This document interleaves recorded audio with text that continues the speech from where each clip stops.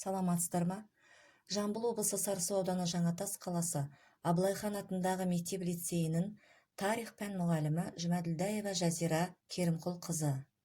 Қазақстан тарихы 6 сынып. Сабақтың тақырыбы Қасым хан тұсындағы қазақ хандығының күшеюі. Оқу мақсаты қазақ хандарының мемлекетті нығайтудағы рөлін анықтау.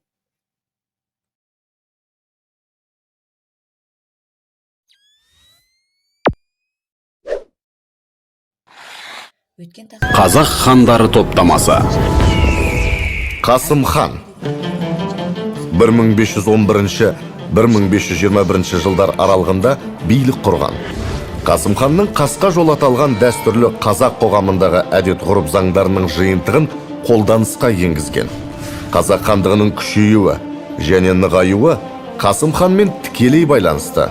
Ол ширек ғасырға жуық күресіп, оңтүстікте Сығанақ пен Сауранды белсенді саясат жүргізіп, батыста ноғайлардың бір бөлігін қазақтарға қосты. Қасым хан тұсында қазақ әскерінің саны 200 мың, халқының саны 1 миллионға жетті. Шекара батыста Еділге, оңтүстікте Ташкентке дейінгі жерлерді қамтыды.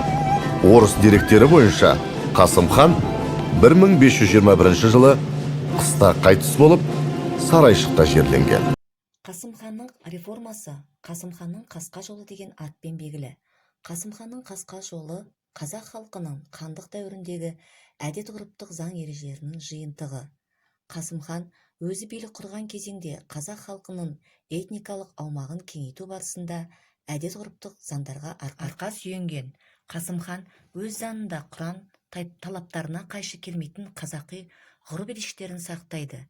Қасқа жолдың қазаққа өте қонымды, қоғамдық қатынастарға үйлесімді болғанын көреміз.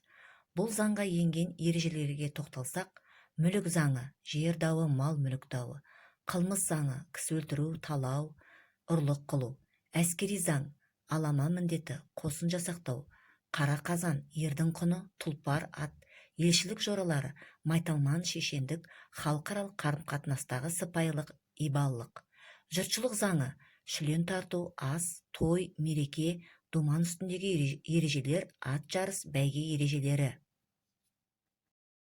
Оқушылар, сендерге берілетін тапсырма: Қасым ханның қазақ хандығындағы рөлін анықтау. Қасым ханның бұрындық ханмен қарым-қатынасы қалай болды? Қасым ханның шайбанилермен байланысы қалай болды? Келесі тапсырма: кескін картамен жұмыс. Керей мен Жәнібек хандар тұсындағы қазақ хандығының аумағын анықтау.